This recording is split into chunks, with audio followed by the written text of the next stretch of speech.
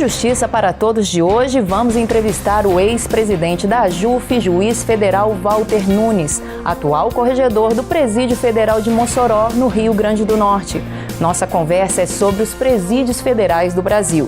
Fique conosco, o Justiça para Todos está no ar.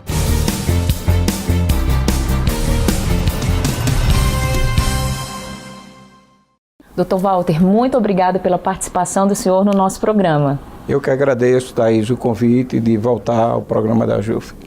Então, vamos começar falando sobre os presídios, né? O senhor poderia fazer uma breve análise sobre o sistema penitenciário atual? O sistema penitenciário brasileiro, pelo que conhecimento geral da sociedade, em razão das notícias que são veiculadas na grande imprensa, especialmente, ele é tido como caótico, em que os presos, quem dominam os presídios, as grandes organizações criminosas no Brasil, elas foram criadas e atuam a partir dos estabelecimentos estaduais, fazendo dos presídios os escritórios oficiais para a sua operação. E dentro desse cenário foi imaginado se criar o sistema penitenciário federal, exatamente para abrigar aqueles presos que, mesmo recolhidos em presídios de segurança máxima estaduais, ainda continuam exercendo a liderança em organizações criminosas e praticando os mais diversos crimes extramuros. E a intenção do Presídio Federal é de que abrigue essas pessoas para evitar que elas continuem praticando crimes. E os pilares? Quais são os pilares desse sistema? Inicialmente, a ideia era de que fossem construídos 5 presídios. Um em cada região, porque a Justiça Federal é dividida em 5 regiões. Porém, houve uma dificuldade política em relação à implementação dessa ideia e findaram sendo criados só 4 presídios e o 5º agora que está em vias de inauguração, está sendo edificado aqui em Brasília. A ideia do sistema penitenciário federal é de que seja um sistema eficiente no controle das pessoas que estão encarceradas. Evitar que elas tenham contato com o mundo externo ao presídio, o extramuros do presídio. E, para tanto, a ideia é de que sejam presídios com uma população carcerária pequena. Toda a literatura indica que se quer ter controle da população carcerária, não pode ser um presídio de grande dimensão. E por isso mesmo, atendendo a essas ordens técnicas, os presídios federais, todos eles possuem a mesma concepção arquitetônica, com capacidade apenas para 208 presos. As celas são individuais e o regime de cumprimento da pena ou da prisão em presídio federal, ele implica em que a pessoa fica recolhida na cela 24 horas do dia. Ela só tem 2 horas diárias para banho de sol ou visita social e mesmo, em alguns casos, para visita íntima. E toda uma tecnologia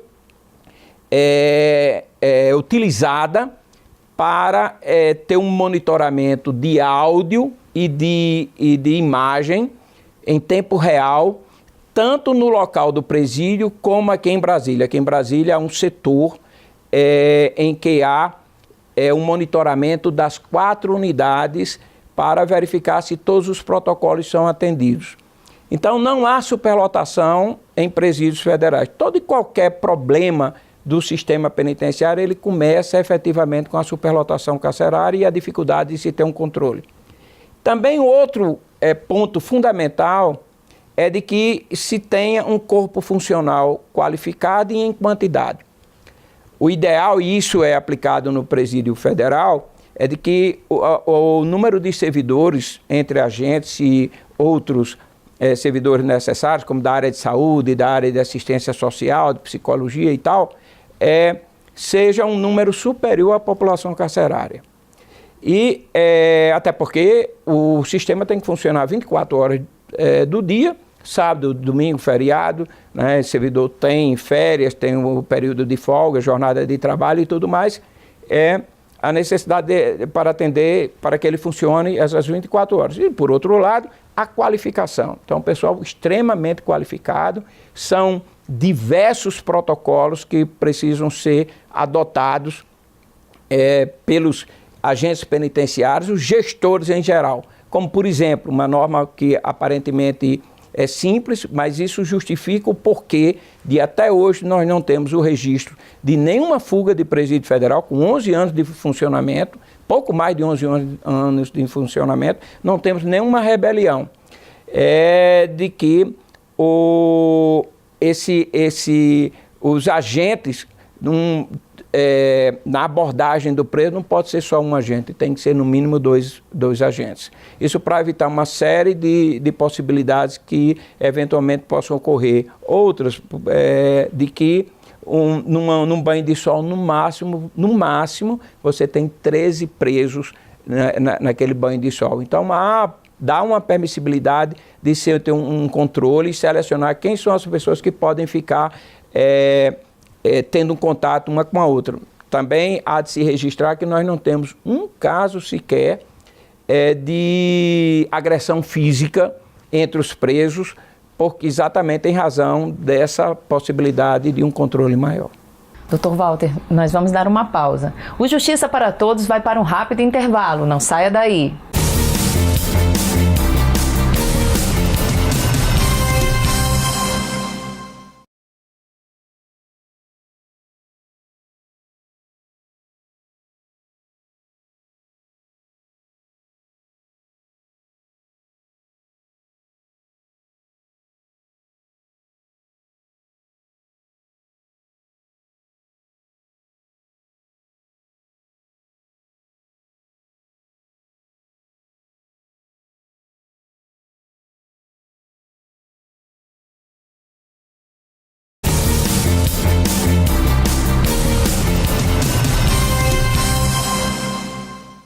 Voltamos a falar sobre os presídios federais. Nosso entrevistado de hoje é o juiz federal Walter Nunes, corregedor do Presídio Federal de Mossoró, no Rio Grande do Norte.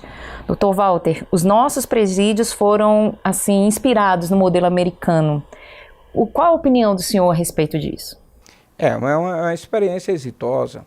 E tanto é que, como falamos já, durante esse tempo de existência, ele tem cumprido uma finalidade. Primeiro, que ele não ocorram fugas. Depois, que não existam rebeliões. Não há registro de nenhum caso em presídio federal de um preso com celular se comunicando, porque há uma expertise, há todo um protocolo de segurança, eu diria que é uma doutrina de segurança específica para presídio de segurança máxima que é adotado no sistema. Mas nós temos um ponto aí que precisa de correção, que embora a legislação brasileira não seja específica a respeito, há um entendimento de que mesmo dentro de presídio federal, o preso faz jus ao direito à visita íntima. Isso foi uma primeira portaria que foi editada pelo Ministério da Justiça. E a grande imprensa já divulgou vários casos em que presos, mesmo de dentro de presídio federal, mandando salves para a atuação de organização criminosa. E aí chama a atenção, poxa, como é que no presídio federal ainda ocorre algo dessa natureza? Acredito até que a sociedade em geral deve até imaginar que deva ser por meio de contato telefônico e tal, mas não.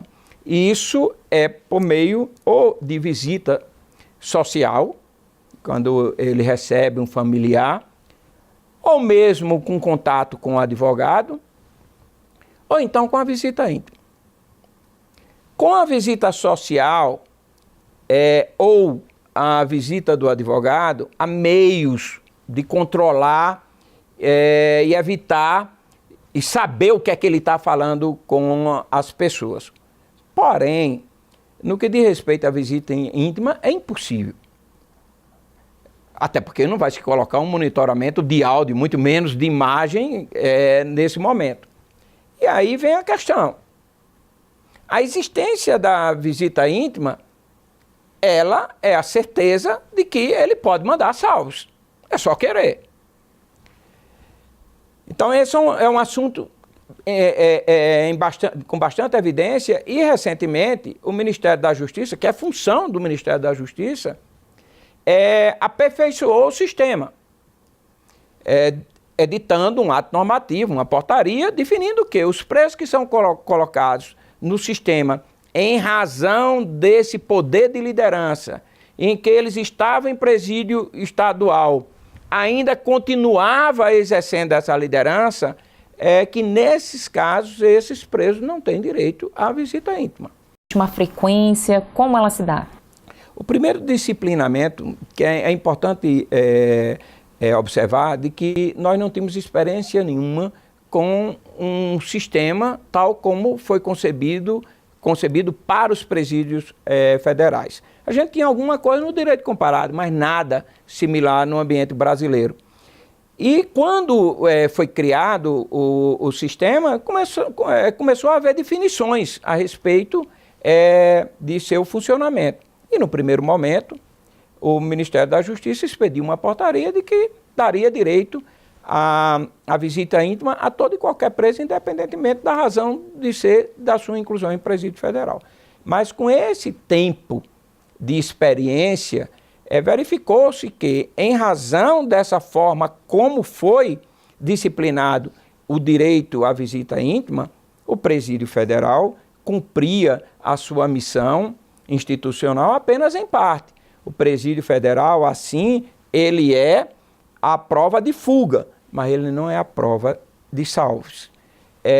E aí, o Ministério da Justiça, verificando isso, como que calibrou o sistema, aperfeiçoou o sistema e editou um novo ato, estabelecendo que esses presos que exercem liderança e que são colocados no presídio federal, em razão de, mesmo recolhidos, eles continuarem em comunicação com esse braço da organização, com os braços da organização criminosa, esses não têm direito à visita íntima. Em rigor, vai ter direito à visita íntima no sistema penitenciário federal o preso que seja colocado lá em razão de medidas de segurança pessoal do preso, basicamente os colaboradores, os milicianos, e também a situação do extraditando. Nós temos alguns casos de extraditandos que estão à espera de serem encaminhados para os respectivos países, que eles estão em presídio federal. Então, basicamente, hoje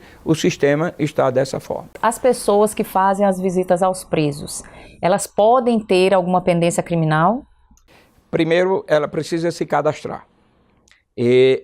Não é qualquer pessoa que vai se cadastrar para ter a visita íntima ou a visita social. A visita íntima só se a pessoa for casada ou tiver uma união estável e com comprovação. E se eventualmente o interno ele mudar de parceira, ele vai ter um espaço temporal aí de 6 meses para ele poder cadastrar uma outra pessoa. Por outro lado, nesse cadastro é observado se a pessoa tem algum antecedente criminal. Se ela tiver uma pendência criminal, se responder por algum processo, essa visita só pode ser em parlatório, porque aí tem um controle maior. Seria uma violência extrema impedir que uma esposa tivesse contato com o seu esposo, porque ele está preso no sistema penitenciário federal. Tem sim, tem a visita virtual, ou então por intermédio do parlatório, mas ela não vai poder ter o contato físico, nem a visita íntima, nem um contato físico. Obviamente, por diversos fatores. Aí não há de se entender da aplicação do princípio da presunção de não culpabilidade, porque a gente está tratando de um ambiente complexo e que, infelizmente, da realidade brasileira, de regra, quando alguém é de organização criminosa que ele se afasta e ele está recolhido e num sistema de um maior rigor, ele vai colocar alguém da família para ficar fazendo a interlocução com as outras pessoas. E aí, a permitir que ela vá ter o contato direto é o mesmo que estabelecer que ele vai ficar com um contato com a organização a qual ele pertence. Daí que há esse controle. E mais, essa visita social com contato físico é só até o 3º grau. Afora o 3º grau, ele só tem o direito à visita, um amigo pode se cadastrar, sim, porém essa visita só poderá ser virtual ou então por meio de parlatório. Dr. Walter, nós vamos dar mais uma parada no nosso programa. A gente continua essa conversa no próximo bloco. O Justiça para Todos volta em instantes.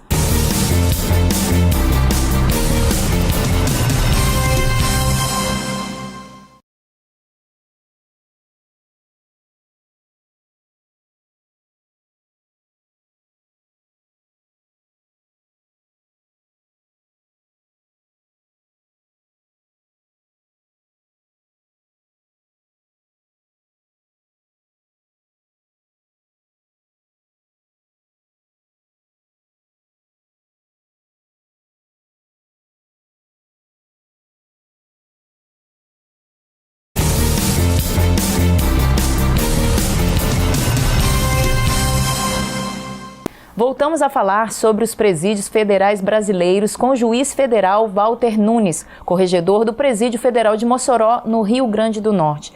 Dr. Walter, em relação ao processo de inclusão, como ele se dá?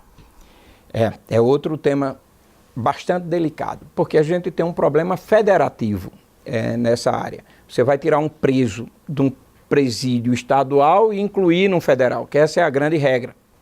Como é que vai se dar isso? Primeiro, o processo vai ter 2 etapas, ou 2 fases. Uma primeira fase vai ser desenvolvida perante a Justiça Estadual e a segunda perante a Justiça Federal.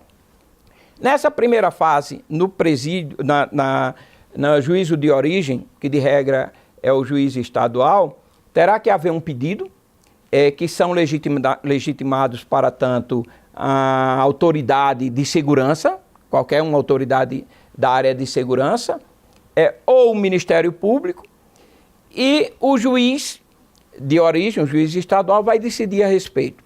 Quando ele der a decisão de inclusão emergencial, ele faz o que nós chamamos do primeiro juízo de admissibilidade. A partir daí, ele tem que oficiar ao DEPEN, que é o Departamento Penitenciário Nacional, e o DEPEN vai indicar para qual juízo federal ele vai encaminhar aquele processo. Por que essa participação do DEPEN? Porque o DEPEN tem um órgão de inteligência nacional que ele vai, conforme o perfil do preso, ele vai identificar qual é o presídio federal mais adequado para, eventualmente, fazer o seu recolhimento. O DEPEN vai fazer a indicação do presídio federal e aí o juiz estadual encaminha esse processo para a corregedoria do presídio federal. Aí o juiz corregedor federal vai dar a decisão dele, analisar os mesmos elementos e verificar se é caso ou não de inclusão. O juiz pode concordar e determinar a inclusão ou o juiz pode discordar. Se o juiz federal discordar, o instrumento previsto para resolver esse conflito de entendimento é o que a gente chama de conflito de competência, que nesse caso vai ser julgado pelo Superior Tribunal de Justiça. Então a gente pode ter uma situação em que, conforme seja a parte interessada, podemos ter 3 formas de impugnação de um mesmo caso, no âmbito da Justiça Estadual, no âmbito da Justiça Federal e no âmbito do Superior Tribunal de Justiça. Me parece que não é razoável algo do gênero. É preciso modificar, uma outra imperfeição no regramento normativo estabelecido a respeito. A gente tem que mudar o sistema. A gente tem o entendimento que deveria caber tão somente o agravo que é o recurso específico para discutir essas matérias afetas à execução penal. Na opinião do senhor, quais seriam as necessidades, as colocações para melhorar o sistema prisional? Na verdade, a gente identifica algo interessante. O presídio ele foi inaugurado em 2006, mas a lei de regência, o referencial normativo do sistema, ela é de 2008. Aí você vai me perguntar, poxa, e o sistema ficou funcionando sem lei? Por incrível que pareça, foi isso que aconteceu. O sistema ficou funcionando durante esse lapso temporal precariamente por meio de uma resolução editada pelo Conselho da Justiça Federal, embora houvesse a necessidade da lei. O que eu quero demonstrar com isso é de que a lei ela foi feita com um sentimento de urgência. E a lei não houve uma maior discussão sobre diversos aspectos, como, por exemplo, o tempo de permanência num presídio federal. A resolução do CNJ dizia, a resolução do Conselho da Justiça Federal, CJF, dizia que ela tinha uma vigência de 1 ano. Por isso que eles colocaram 360 dias. Quando foram editar a lei, como eles não tinham outro referencial, nem fizeram estudos maior, eles pegaram e colocaram 360 dias que estava na resolução. Mas isso não veio com base num estudo mais aprofundado e denso ou maior experiência. Parece que é um tempo que não é suficiente para uma pessoa que exerça a liderança de uma organização criminosa enraizada. 360 dias não seja um tempo suficiente para quebrar esses laços. Pode até ser em alguns casos, mas em alguns outros, e até de algumas pessoas já de evidência de exercício dessas lideranças, que isso não seria um tempo suficiente. Então isso é uma das questões. Há uma sugestão de projeto de lei de repensar esse prazo. No primeiro tempo se imagina que a inclusão deveria ser por até 2 anos. Óbvio que tem alguns outros preços que poderia ser até no prazo de um ano, de 360 dias, mas não todos, especialmente em razão do perfil. Um outro problema aí é uma questão da cultura brasileira, de que a jurisdição de primeiro grau ser singular. Esse é um tema, o presídio, principalmente o presídio federal, com as suas características e finalidade, é que os tempos de experiência têm revelado que não é o adequado. O certo é nós trabalharmos com colegiado mesmo em primeiro grau. E mais, também o tempo de experiência de trabalho com essa matéria nos leva também a entender que, em verdade, nós precisamos de 2 colegiados. Nós precisamos de um colegiado local para decidir as questões que são de ordem mais locais, que ela não precisa e nem tem como dar uma definição para todo o sistema. Por exemplo, se um determinado preso tem perfil ou não para ingressar no presídio federal, tem que ser analisado caso a caso. Mas tem determinadas questões que elas precisam ser uniformes para todo o sistema. E, para tanto, é preciso que tenha um colegiado nacional. A gente imagina e sugere, há uma sugestão de projeto de lei, de um colegiado nacional, que ele seria composto pelos juízes corregedores dos presídios, são 4, amanhã vão ser 5, e presidido pelo Corregedor-Geral da Justiça Federal, que é o ministro do STJ. E aí, todas essas questões de ordem sistêmica, elas seriam decididas por esse colegiado. O colegiado ele tem a vantagem, o local, de estabelecer que evitar uma pessoalização nessas questões tão sensíveis como são as afetas a um presídio. Dr. Walter, infelizmente nosso tempo acabou, mas muito obrigado por essas explicações, pela participação. O senhor é sempre muito bem-vindo no nosso programa. Eu que agradeço, Thaís, a oportunidade de falar sobre um tema tão importante e um tanto quanto desconhecido pela sociedade brasileira. Obrigado. Exatamente. E o Justiça para Todos de hoje termina aqui. Participe do programa e envie sua sugestão para imprensa@ajuf.org.br. Você também pode assistir ao programa pela internet, na página da AJUF ou no canal da associação, no endereço youtube.com/tvajuf. Obrigada pela sua companhia.